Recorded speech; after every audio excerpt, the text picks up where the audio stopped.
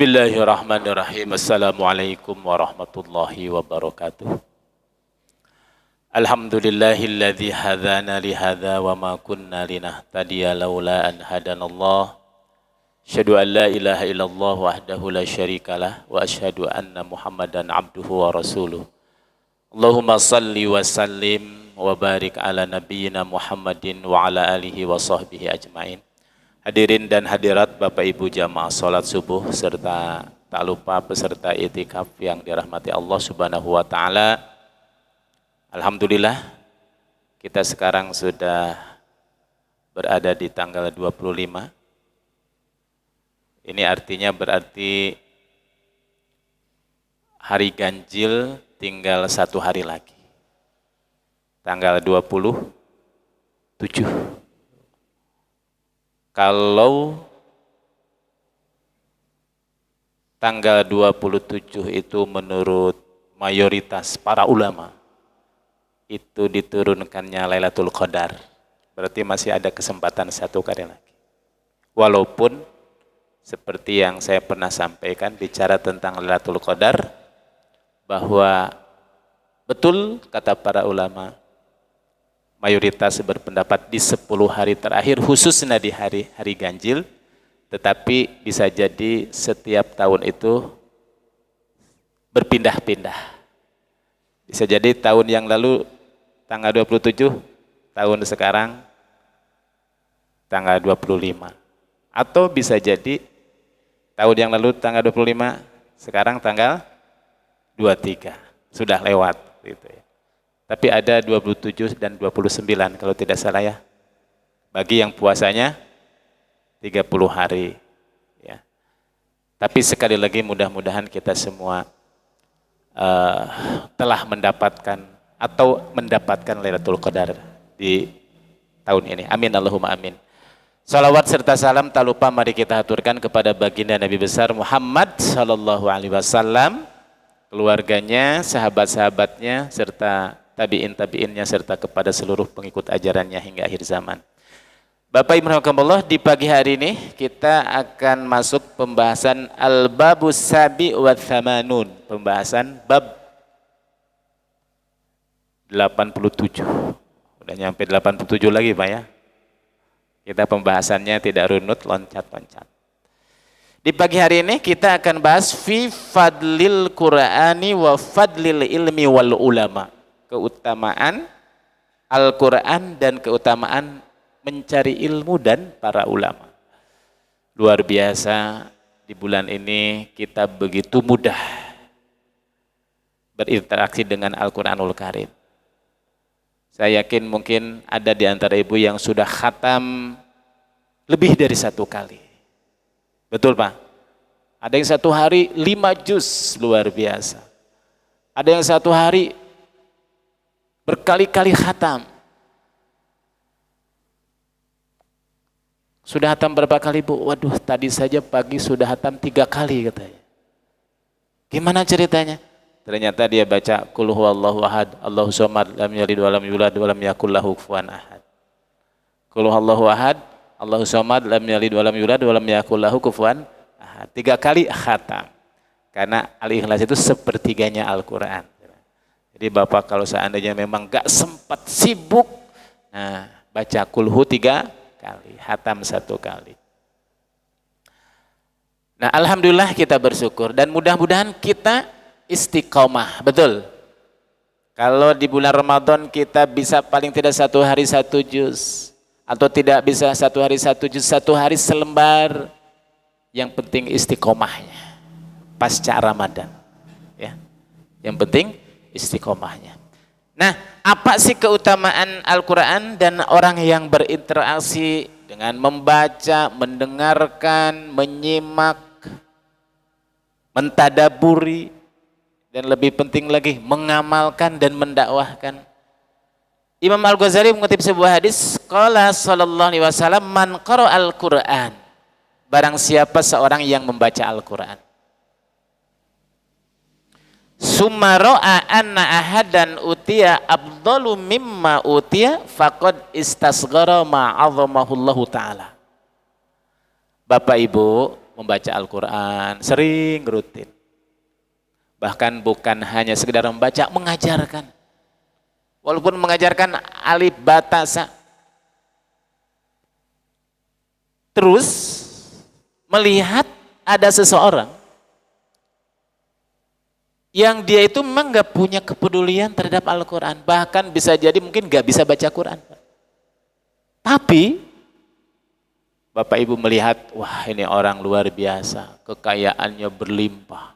Misalkan ya, rumahnya megah, kendaraannya mewah. Bahkan dia punya status sosial yang luar biasa, pejabat misalkan Bapak Ibu ya. Ibu Bapak cuma ngajar ngaji Quran. Abata. Atau mungkin guru apa? Guru TPQ. Ibu pekerjaannya apa? Saya guru ngaji saja. Guru ngaji paling gajinya berapa? 300.000 sebulan juga enggak. Apalagi Bapak Ibu, saya suka kadang-kadang miris ya. Guru ngaji yang ada di kampung-kampung. Sudah sepuh-sepuh mau ngaji, ngajar Quran anak-anak. Digaji juga enggak Bapak Ibu. Tapi kok mau gitu. Nah ternyata Bapak Ibu, kalau ada orang yang profesinya ngajar abata, ngaji Quran, tapi dia melihat ada seseorang yang mungkin waduh kekayaannya luar biasa berlimpah. Dia merasa minder Bapak Ibu. Apalagi nauzubillah merasa malu apa pekerjaannya. Aduh, malu menyebutkan guru ngaji. Karena guru ngaji paling berapa sih gajinya? Berarti dia telah merendahkan, telah menganggap kecil, telah menganggap hina apa yang Allah Subhanahu wa taala agungkan. Maksudnya apa, Pak? Jangan merasa minder, jangan merasa hina, justru harus punya apa? Izzah, harga diri.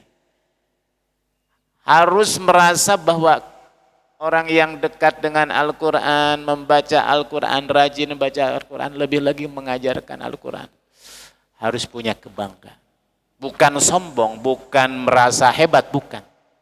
Ternyata di mata Allah Subhanahu wa taala itu, orang yang selalu dekat dengan Al-Quran itu, apalagi menghafalnya, itu ternyata apa Pak?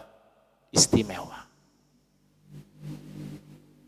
Keistimewaan seseorang di hadapan Allah diukur oleh sampai sejauh mana kedekatannya dengan Al-Quran. Apa hadisnya Pak? Khairukum man ta'allamal Quran wa 'allama. Termasuk Bapak Ibu yang sedang belajar. Sudah tua, malu saya nggak belajar Quran. Biar anak cucu saja yang belajar, saya sudah cukup lah. Saya ngasih support saja, saya ngasih dukungan saja.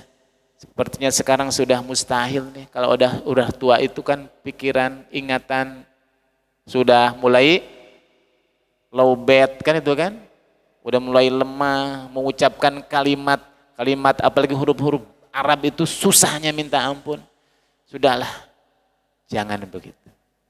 Ya, justru harus apa Pak? Bangga. Harus punya harga diri, izzah di hadapan Allah Subhanahu wa taala. Kenapa? Lihat kata Nabi, barang siapa seseorang yang melihat ada orang lain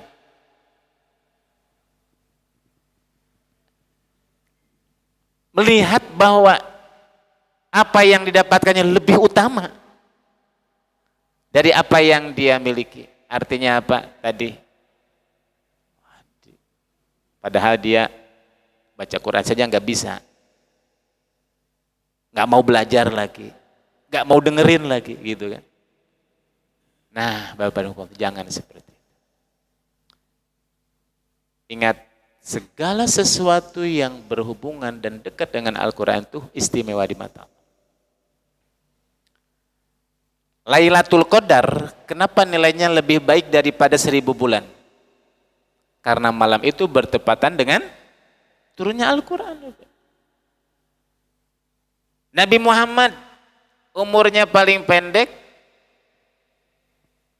ya, juga umatnya juga sama, tapi nanti menjadi imamnya para nabi, Sayyidul Anbiya wal Mursalin. Kenapa? Karena turun kepada Nabi Al-Quran. Begitu juga kita. Makanya Nabi selalu memperhatikan. Kalau kebiasaan Nabi di Madinah itu dahulu Bapak Ibu, pagi, petang, malam, suka jalan-jalan mengontrol gimana sih perhatian para sahabat terhadap Al-Quran. Karena Rasulullah tahu bahwa suatu masyarakat perkampungan ketika sudah jauh dari Al-Quran, gak mau mengaji Al-Quran, gak mau mempelajari Al-Quran, berarti disitulah ya letak kehinaannya. Yarfa'ullahu aqwaman bihadzal Quran. Allah mengangkat suatu kaum itu dengan Al-Quran, dan Allah hinakan seorang itu ketika orang jauh dari Al-Quran. Itu yang pertama, Pak. Wa qala sallallahu alaihi wasallam ma min syafi'in afdalu manzilatan indallahi minal Quran. Tidak ada syafaat yang paling apa Pak? Utama, paling abdol syafaat. Bapak Ibu tahu syafaat ya? Syafaat itu mungkin kalau boleh diilustrasikan, diambil dari kata asyaf'u. Asyaf'u itu genap. Kebalikannya apa? Al-witru, ganjil. Syafaat itu adalah sesuatu yang membuat kita nanti jadi genap. Kenapa? Karena asalnya kita sendirian ditemani. Bapak Ibu berada di suatu kampung, suatu kota. Kota itu asing. Kita berada sendirian, saudara nggak ada, tetangga nggak ada. Atau misalkan kita berada di luar negeri sana kan, itu kan bahasa juga nggak nyambung. Gimana perasaan ketika kita sendirian? Bingung kan? Komunikasi bagaimana? Tiba-tiba ada tetangga. Jangan tetangga lah. Satu negara yang tadinya sendirian, ada saudara. Walaupun beda suku. Tapi apa sukunya? Apa warga negaranya? Saya Indonesia. Senang gak Pak? Tenang enggak? Kita juga sama. Dan kita setelah mati itu, kita akan selalu sendiri, betul kan? Sebagaimana kita lahir Bapak Ibu. Yauma yafirrul mar'u min akhi wa ummi wa abi wa sahibati wa bani likulli imri'im minhum yauma idzin sya'nu yugni. Nanti itu semua akan lari Bapak Ibu. Ibu bapak kita yang selalu kalau di dunia, nah mau kemana, mau pergi ditanya ya kan? Nanti nggak bisa. Wala yas'alu hamimun hamima. Sahabat dekat yang ketika di dunia, ketika ketemu negur. Nanti itu nggak bisa Bapak Ibu. Kenapa? Kita akan menghadap Allah itu sendiri-sendiri. Dan dia tidak akan ditanya, kamu nanti ormasnya apa? Enggak. Kamu partainya apa? Enggak. Amalanmu apa? Gitu kan. Ketika kita sendiri Bapak Ibu, mulai kapan? Di alam kubur sudah sendiri. Siapa yang menemaninya? Salah satu diantaranya apa Pak? Al-Quran. Bacaan Al-Quran kita Bapak Ibu. Selain amalan-amalan yang lain. Tapi yang paling penting Al-Quran. Syafaat. Seperti itu kita bisa bayangkan. Ya. Nah oleh karena itulah Bapak Allah, alhamdulillah di bulan Ramadan ini kita merasakan kedekatan kita dengan Al-Quran. Mudah, semangat terus. Sepertinya kalau setiap hari tidak baca selembar saja sudah kayaknya enggak tenang hidup ini. Wa qala sallallahu alaihi wasallam, dan Rasulullah berkata, afdalu ibadat ummati, ibadah yang paling afdal dari umatku, terutama di bulan Ramadan Pak, selain puasa ya, tilawatul Quran, baca Quran. Wa qala, dan Nabi berkata, khairukum man ta'allamal Quran wa 'allamah. Nah, sebaik-baiknya kalian yang belajar. Yang sedang belajar jangan berhenti. Terus walaupun terbata-bata. Kata Nabi, al-mahiru bil Quran, orang yang mahir membaca Al-Quran, yang benar gak ada salahnya, ya, itu ma'a kiramil bararah, nanti akan senantiasa bareng bersama malaikat. Tapi orang yang belajar Qur'annya, belajar ya tata terbata-bata, gak lancar, falahu ajroni, dapat 2 pahala. Kalau orang yang lancar itu cuma 1 saja, bacaan saja, Bang. Tapi orang yang sedang belajar 2. Yang pertama belajarnya, yang kedua membacanya. Karena orang yang sudah lancar kan gak belajar, gak dapat pahala belajar, orang sudah bisa. Ini yang sedang belajar, walaupun terbata-bata. Semakin terbata-bata berarti kan semakin huruf yang diucapkan banyak. Kalau orang yang mahir baca alif lam mim, cuma 3 huruf. Tapi kalau yang sedang belajar, pertama alama, salah, kan itu kan udah, tapi dapat pahala tuh. Kata gurunya alif lam mim. Alif lam mim, salah katanya itu kan. Kenapa? Lamnya harus baca. Alif lam mim. Berapa huruf tuh diulang-ulang. Pahalanya kan semakin banyak, betul Pak? Nah itu. Jadi orang sedang belajar, jangan berhenti. Terus. Wa qala sallallahu alaihi wasallam innal quluba la tasadda kama yasaddaul hadid. Ingat bahwa yang namanya hati seseorang itu berkarat seperti berkaratnya besi. Besi kan suka berkarat tak? Betul Pak ya? Karat. Kalau besi berkarat kan harus dibersihkan. Nah ternyata hati juga sama Bapak Ibu. Hati itu ibarat besi. Kalau seandainya hati itu terkotori dengan dosa dan kemaksiatan, itu akan berkarat.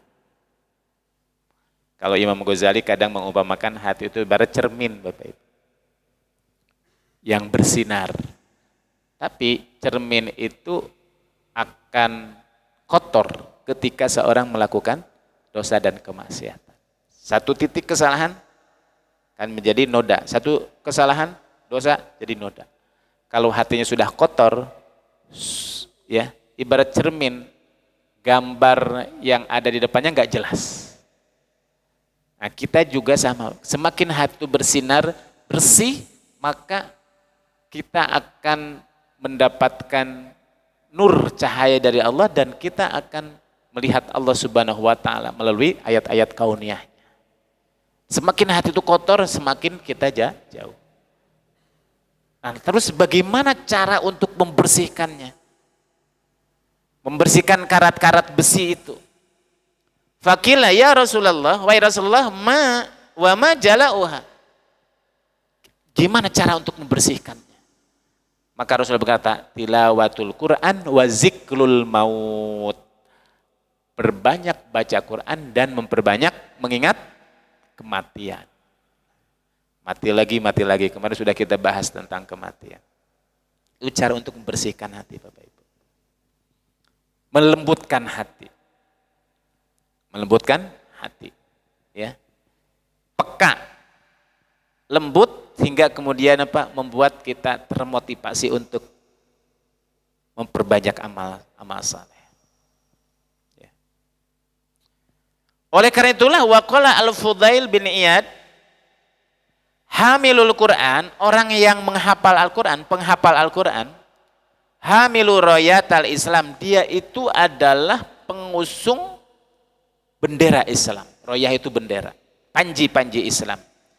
Falayan bagi an yalhuwa ma'aman yalhuwa. Dia tidak boleh bergaul, selayaknya itu tidak patut bergaul bersama orang-orang yang lalai. Maksudnya apa? Orang yang suka membaca Al-Quran, apalagi dia penghafal Al-Quran, tidak patut Kalau dia itu bergaul dengan orang-orang yang memang tidak suka baca Al-Quran. Kenapa? Karena salah satu di antara faktor yang akan membentuk kepribadian kita, termasuk suka dan tidaknya suka kita dengan Al-Quran itu apa? Pengaruh lingkungan. Kalau kita bergaul dengan orang yang tidak suka baca Al-Quran, kita akan terbawa. Kalau Nabi mengibaratkan pentingnya teman dekat. Karena para ahli mengatakan kalau kita ingin tahu siapa kita, paling tidak lihat 5 orang yang paling dekat dengan kita, siapa dia. Itulah kita, Bapak Ibu. Biasanya kan orang itu akan bergaul, berkumpul dengan orang-orang yang memiliki banyak kesamaan, Bapak Ibu. Kalau banyak perbedaannya nggak mungkin ngumpul. Karena ruh itu, kata Nabi, ar-ruh junudun mujannadah. Ruh manusia itu bagaikan tentara yang berbaris rapih. Tentara dalam satu kompi tentara, pasti banyak kesamaannya. Satu, tingginya harus sama, seragamnya harus sama. Gak boleh satu kompi tentara itu seragamnya beda-beda kan itu. Ruh juga gitu Bapak Ibu. Nah kalau ruh kita ingin menjadi orang baik, cari bergaul dengan orang-orang yang baik pula. Kalau Bapak Ibu ingin memakmurkan masjid, pasti ketemunya dengan selalu orang-orang yang memakmurkan masjid. Ya Bapak Ibu. Nah orang yang menghafal Quran, penghafal Quran kata Fudail bin Iyad, selayaknya dia bergaulnya juga dengan orang-orang yang memiliki semangat yang sama. Faktor lingkungan itu berpengaruh Bapak Ibu. Kemudian apa? Wala yashu ma'aman yashu. Dia tidak sepatutnya bergaul dengan orang-orang yang suka melupakan Al-Quran. Wala yalgu ma'aman yalgu. Tidak sepatutnya dia juga bergaul dengan orang yang suka lago. Lago itu apa Pak? Menyia-nyiakan waktunya. Kenapa? Ta'ziman li haqqil Quran, untuk mengagungkan hak-hak Al-Quran. Jadi hak Al-Quran itu kan harus dihafal, harus dibaca. Ya, seperti itu. Itu tentang keutamaan Al-Quran. Ya, maka Babrakumullah, alhamdulillah. Kita bersyukur masih diberikan semangat untuk membaca Al-Quran. Yang kedua, wa amma fadlul ilmi wal ulama, adapun keutamaan ilmu dan para ulama, fal ahaditsul waridah fi dzalika katsira, hadisnya sangat banyak sekali. Di antaranya satu, man yuridillahu bi khairan yufaqihu fiddin. Barang siapa seseorang yang ingin diberikan oleh Allah khairan, kebaikan, maka Allah akan pahamkan dia tentang agamanya. Jadi Bapak Ibu, untuk mengukur sampai sejauh mana kebaikan yang akan kita banyak dapatkan dari Allah, satu apa? Lihat semangat menuntut ilmunya. Semakin kita semangat untuk terus berusaha untuk mempertambah ilmu, mempertambah pengetahuan khususnya tentang agama ini, maka disitulah Allah akan apa Pak? Banyak berikan kebaikan. Khairan, kebaikan di mata Allah Subhanahu wa taala ya, bukan kebaikan di mata manusia. Semakin kita malas, gak semangat, apalagi gak berminat untuk memahami, mengetahui lebih jauh tentang agama, tentang halal haram, mana yang boleh, mana yang tidak boleh, mana yang akan mengotori iman dan Islam kita. Gimana sih ibadah yang benar itu? Itu kan masalah urusan agama. Kalau Bapak Ibu punya semangat untuk memahami dan memahami terus, oh berarti pertanda Allah akan banyak berikan kepadanya kebaikan. Yufaqihu fiddin. Nah, jadi sederhananya seperti itu. Allah akan berikan kebaikan. Dibedakan. Kalaupun kita cuma petani, tapi seorang petani biasa, tapi dia punya semangat untuk menuntut ilmu, maka di mata Allah ini bukan petani biasa. Kalau Bapak Ibu sebagai tukang buruh, tapi dia semangat untuk menambah dan terus menambah, mencari ilmu, hadir di majelis taklim, ya, hadir di kajian-kajian, membaca buku, mendengarkan para kiai, para ulama, ini bukan buruh biasa. Kalau Bapak Ibu sebagai direktur apalagi, sebagai pejabat, tapi dia masih semangat terus, dibedakan oleh Allah Subhanahu wa taala. Ya. Wa qala sallallahu alaihi wasallam al ulama warasatul anbiya. Nabi berkata ulama itu pewaris para nabi. Wa ma'lumun annahu la rutbah fauqa rutbatin nubuwah, dan kita tahu tidak ada derajat yang paling tinggi di mata Allah kecuali derajat para nabi. Nah, para ulama itu pewaris para nabi. Berarti apa? Derajat para ulama di mata Allah ada di bawah derajat nabi. Nabi itu derajat paling mulia di mata Allah Subhanahu wa taala. Cuma ulamanya ulama yang mana? Karena ada juga ulama asu. Bukan ulama asu, ulama su. Ulama buruk. Kalau asu bahasa Jawa kan anjing ya gitu kan. Tapi kalau bahasa Arab asu itu apa? Buruk, jelek. Ulama su. Cuma pakai alif lam jadi asu, bukan itu kan. Dan ternyata Bapak Ibu apa? Yang nanti akan terseret ke dalam neraka jahanam juga ulama dulu itu.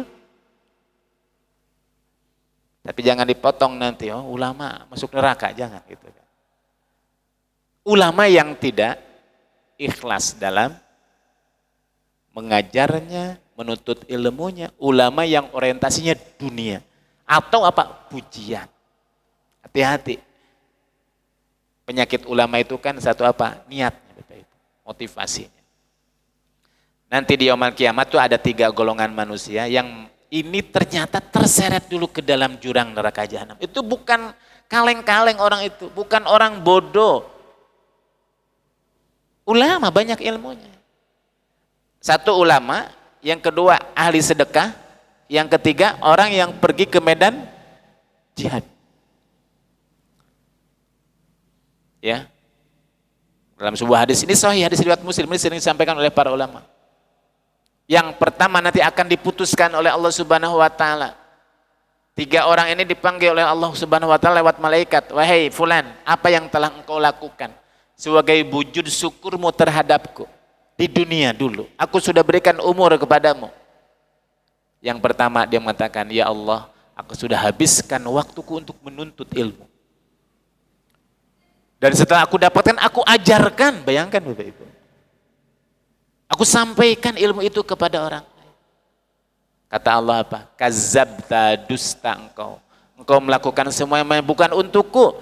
Tapi apa? Liyakulan nas annaka aliman.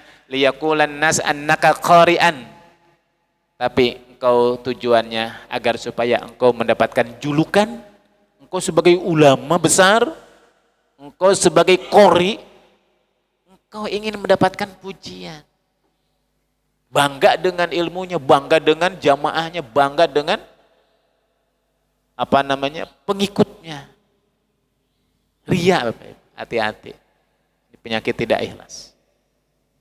Apa? Maaf, mampir dulu. Orang yang berilmu, Bapak Ibu. Yang kedua, orang yang bersedekah. Ditanya, apa yang telah engkau lakukan di dunia? Aku sudah bersedekah, sudah infak, sudah sedekah, mungkin sudah wakaf. Tapi kata Allah, kazabta, dusta engkau. Engkau melakukan semuanya bukan untukku, tapi liyakulan nas annaka jawadan, agar supaya engkau dapat pujian, engkau sebagai orang yang dermawan. Sampai orang yang mati di medan juang. Kata Allah, kazabta, dusta engkau. Engkau melakukan semuanya bukan untukku, tapi liyakulan nas annaka suja'an. Kau gagah perkasa, berani, hebat. Itu yang tidak Tapi yang benar-benar ulama, ciri ulama itu apa? Innama yakhsyallaha min ibadihil ulama. Ciri itu orang yang paling takut kepada Allah, itu saja. Kemudian apa Bapak Ibu? Wa qala sallallahu alaihi wasallam afdhalun nas al-mu'min al-alim, orang yang paling utama di mata Allah seorang mukmin yang alim, ulama. Alladzi idza uhtuyija ilaihi nafa, ketika dia dibutuhkan memberikan kemanfaatan kepada orang lain. Ya. Wa qala sallallahu alaihi wasallam aqrabun nas min darajatin nubuwah ahlul ilmi wal jihad. Yang paling dekat derajatnya dengan derajat kenabian di mata Allah, satu ahlul ilmi, orang yang punya ilmu, dan orang yang berjihad. Amma ahlul ilmi, adapun kenapa ahlul ilmi, ulama itu dekat dengan derajat kenabian? Karena dia selalu fadallun nasa ala ma ja'at bihir rusul. Karena dia selalu memberikan petunjuk kepada manusia dengan apa yang dibawa oleh Nabi. Menyampaikan petunjuk-petunjuk Allah dan Rasulnya. Itu kerjaan para ulama. Tapi Allah juga murka kepada yang menyampaikan saja tapi tidak mengamalkannya. Kabura maqtan indallahi an taqulu ma la taf'alun. Ya.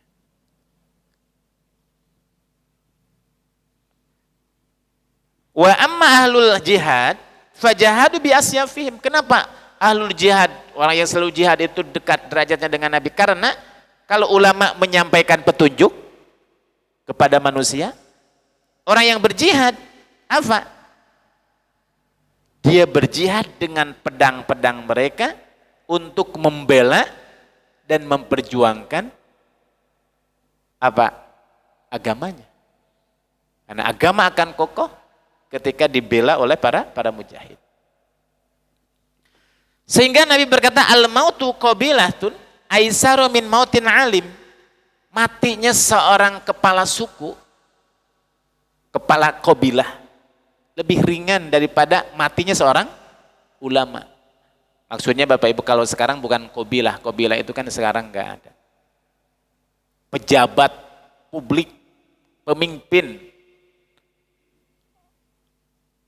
presiden, gubernur, di bawahnya itu kan, itu namanya qabilah. Kalau sekarang kan gak ada qabilah, kepala suku. Mati lebih ringan daripada matinya seorang ulama.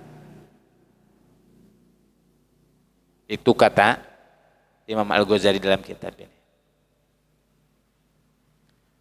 Wa qala sallallahu alaihi wasallam yuzanu yaumal qiyamah midada ulama bidami syuhada. Nanti di yaumul kiamat akan ditimbang matinya seorang ulama ditimbang dengan darahnya para syuhada.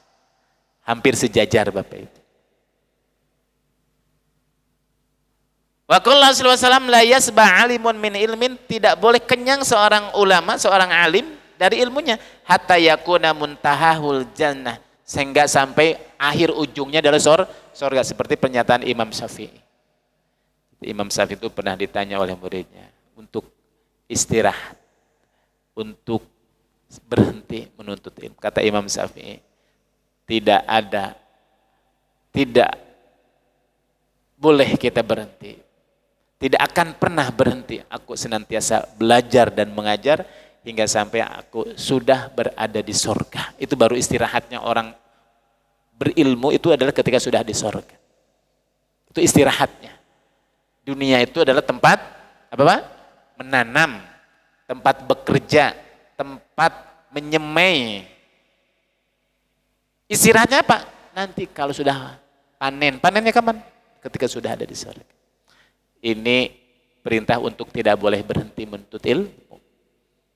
Kan kata Nabi, utlubul ilma minal mahdi ilal lahdi. Selama kita masih hidup itu, kewajiban yang tidak pernah ada batasannya, waktu dan tempat apa? Nuntut ilmu Bapak Ibu. Kalau sholat, ada waktu-waktunya. Zuhur jam sekian sampai jam sekian. Asar jam sekian sampai jam sekian. Di mana? Di masjid, tempat bersih. Menuntut ilmu gak ada batasan. Gak ada batasan. Ya. Oleh karena itulah apa Bapak Ibu? Wa qala sallallahu alaihi wasallam, berkata sallallahu alaihi wasallam, kun aliman, jadilah kalau begitu kita sebagai seorang alim. Ulama, punya ilmu dan mengajarkannya. Karena derajatnya hampir mendekati derajat para nabi. Tapi kalau menjadi seorang ulama itu butuh waktu, butuh proses. Ketika kita belum bisa menjadi sebagai seorang ulama, maka apa? Yang kedua itu Pak, muta'alliman. Kalau belum bisa jadi seorang ulama, jadilah kalian menjadi seorang pembelajar. Orang yang menuntut ilmu. Menuntut ilmu bisa melalui majelis taklim, bisa melalui membaca buku, bisa melalui apalagi banyak caranya. Orang yang belajar, orang yang mengaji, orang yang menuntut. Tapi kalau mengaji, menuntut ilmu, gak sempet juga. Kenapa? Waktu, kesempatan, sibuk ya kan? Kalau menuntut ilmu itu syaratnya banyak.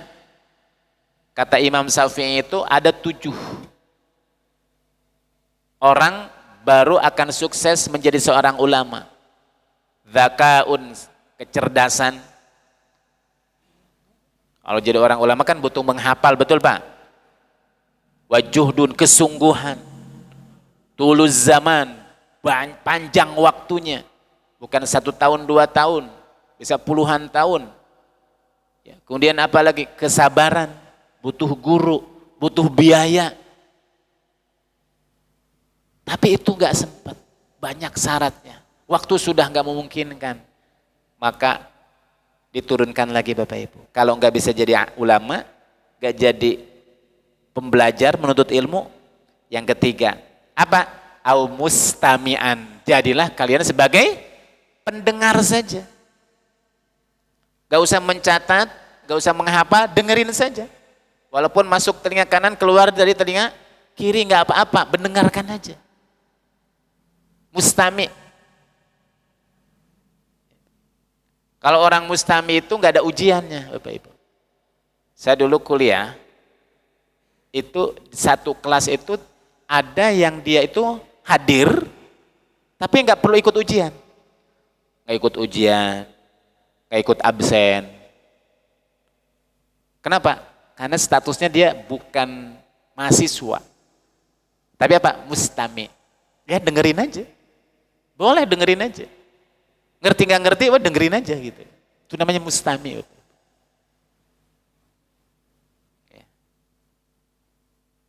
Kenapa? Karena kalau belajar, waduh, harus menghafal, repot kan itu kan.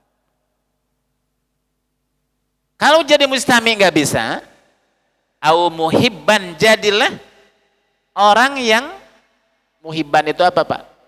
Seneng, suka, memberikan support kepada orang yang sedang belajar.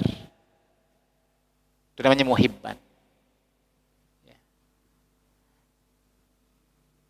Jadi datang enggak, belajar apalagi, menghafal apalagi, enggak, cuma seneng aja. Saking senengnya bisa jadi saya cuma ngasih fasilitas saja, saya ngasih apa, dukungan saja. Maka kata Nabi, wala takun al-khamisah, janganlah kalian menjadi orang yang kelima. Yang kelima itu siapa Pak? Jadi ulama jelas butuh waktu. Belajar nggak mau. Menjadi pendengar nggak juga. Malah kalau bisa jangan ada lah gitu kan itu kan. Seneng juga enggak. Pokoknya kalau ada orang lihat sedang belajar itu bawaannya gedek saja kan itu kan. Pinginnya apa? Bubar saja gitu kan. Itu tuh yang kelima tuh. Fatahlik, kata Nabi. Ini celaka tuh yang kelima itu. Kira-kira Bapak Ibu jadi orang yang keberapa nih? 1, 2, 3. Statusnya Pak? Udah jadi ulama belum? Belum. Jadi pembelajar, nggak pernah ngapal, ya kan? Berarti apa? Pendengar saja. Mendingan Pak jadi pendengar. Yang kadang-kadang juga sekarang, besok udah lupa lagi itu. Itu sudah mendingan. Sudah dicatat itu Bapak Ibu Allah. Atau misalkan yang keempat tuh. Gak sempat hadir, gak apa-apa. Cuma paling tidak, oh senang saya. Ya, tapi saya gak bisa. Itu dapat poin itu dari Allah. Suka menuntut ilmu. Nah yang gak boleh itu yang kelima. Yang kelima, gak ada kerjaan apa, ngumpul-ngumpul begitu. gitu kan, itu jam segini. Nah itu yang kelima, Pak. Fatahlik, celakalah. Celakalah orang yang kelima itu. Wa qala sallallahu alaihi wasallam afatul ilmi al khuyala. Tapi ingat, penyakit orang yang berilmu dan penyakit orang yang menuntut ilmu itu apa? Al khuyala. Hati-hati. Khuyala itu apa, Pak? Sombong. Merasa hebat. Merasa ilmunya banyak. Orang lain nggak punya ilmunya, nggak boleh juga. Terus gimana ciri-ciri orang sombong? Ya memang kalau masalah sombong dan tidak sombong Allah yang tahu, Pak. Cuma kadang-kadang kesombongan itu bisa lihat dari nampak berbicaranya, lisannya. Kan lisan itu etalase hati, betul? Kan jaga-jaga lisan, kemarin sudah kita bahas. Ya. Walaupun misalkan yang disampaikannya benar Bapak Ibu, Al-Quran, hadis Nabi, dalil-dalil, benar menyampaikannya, tapi tujuannya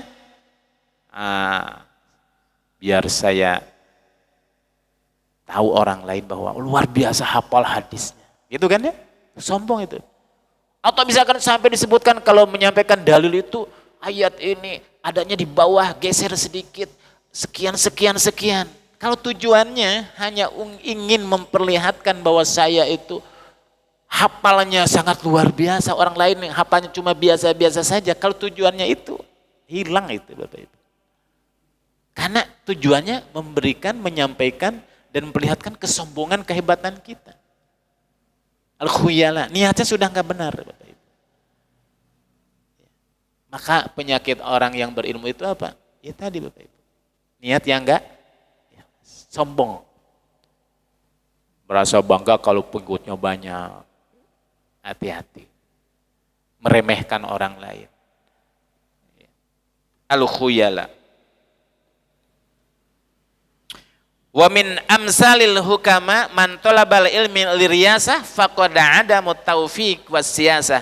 Nah, salah satu di antara perumpamaan pernyataan para ahli hikmah itu adalah barang siapa yang mencari ilmu, menuntut ilmu tujuannya liriyasah, untuk mendapatkan riyasah itu kedudukan, kepemimpinan atau dunia, Bapak Ibu Allah, maka dia tidak akan mendapatkan petunjuk dari Allah Subhanahu wa ta'ala.